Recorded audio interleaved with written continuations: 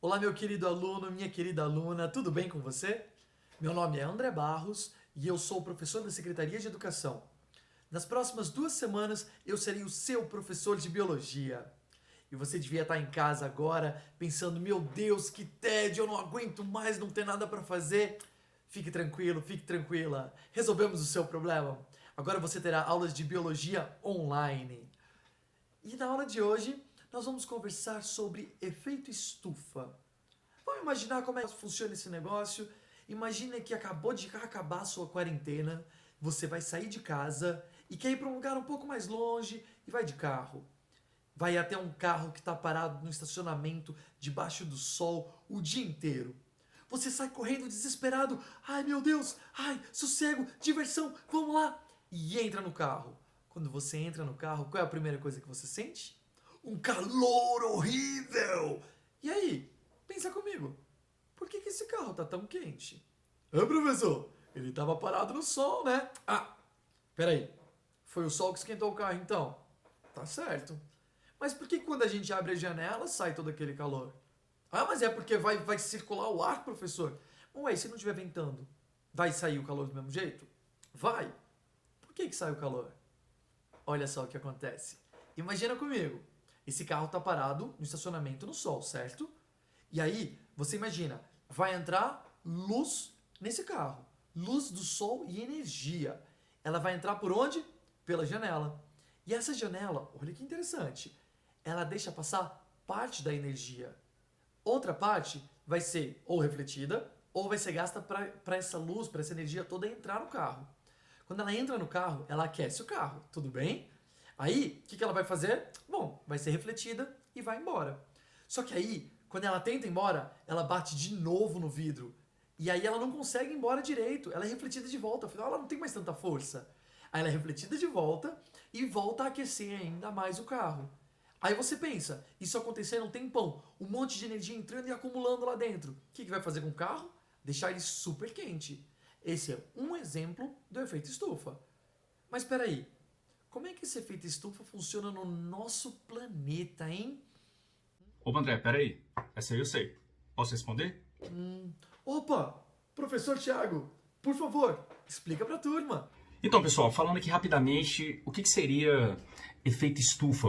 Como o André já falou anteriormente, não tem muito segredo. O efeito estufa nada mais é do que uma camada que isola, né? Isola o nosso planeta do meio externo, que seria o universo por aí. Ele consegue reter parte desse calor que está presente no meio.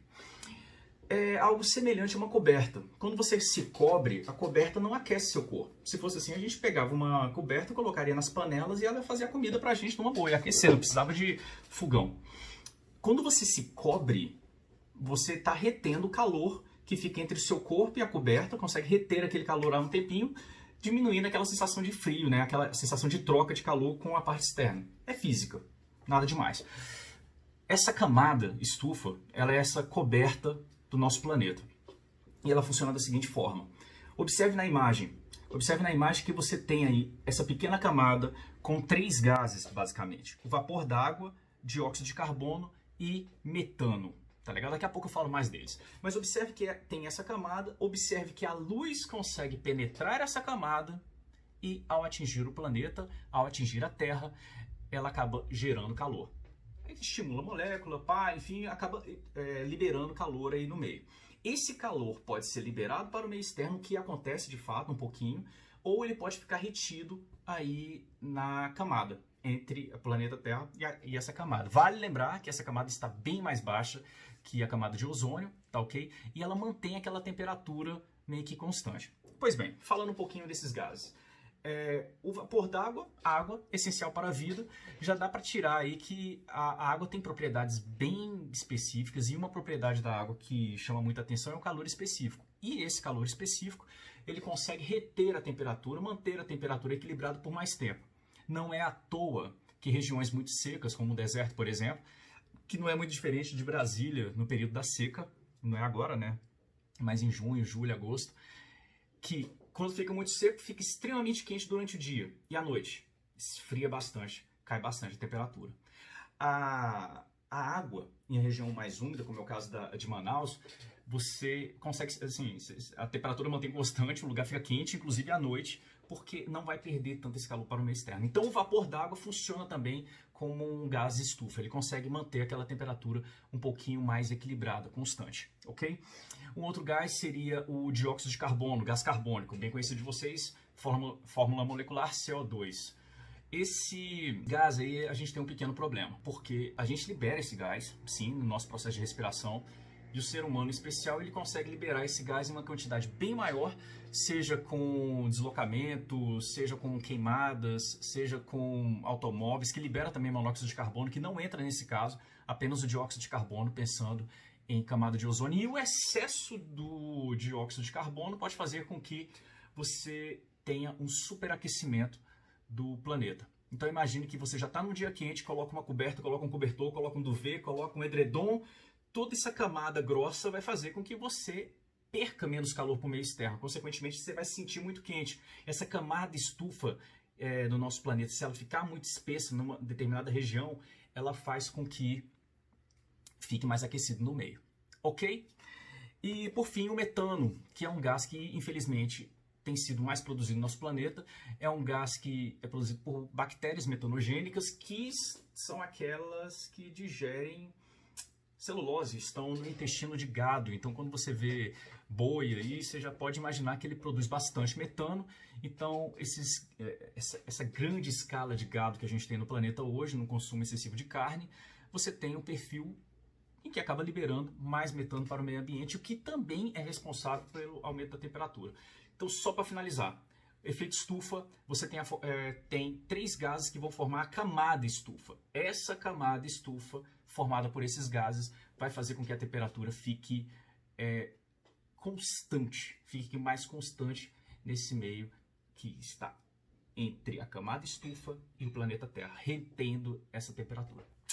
Ok? Um grande abraço, valeu, foi um prazer falar com vocês. Até. Muito obrigado pela explicação, professor Thiago. Então, recapitulando nossa aula de hoje, efeito estufa é o aquecimento do planeta como consequência dos raios solares que entram na Terra e não conseguem sair, a energia não consegue sair porque ela fica presa devido aos gases causadores do efeito estufa. Os principais gases causadores do efeito estufa são metano, vapor de água e gás carbônico. Agora me diz aí, será que esse efeito estufa é bom ou ruim pra gente, pra vida na Terra? Para isso vamos imaginar. Se não existisse o efeito estufa, o professor Thiago disse pra gente que a temperatura na Terra seria de aproximadamente menos 19 graus Celsius. É muito frio, né? Quase toda a vida na Terra seria extinta. Ou seja, ele é essencial para que a gente esteja vivo. Mas vai dizer pra mim que você nunca ouviu falar que nós temos que lutar contra o aumento do efeito estufa? É verdade, porque o problema é que ele é essencial. Mas ele está muito grande, ele está muito forte. Imagina que a gente está liberando muito gás carbônico na atmosfera. Isso faz com que ele fique muito forte e a Terra fique muito quente. Como consequência, a gente tem degelo das calotas polares, a gente tem uma transformação do clima na Terra.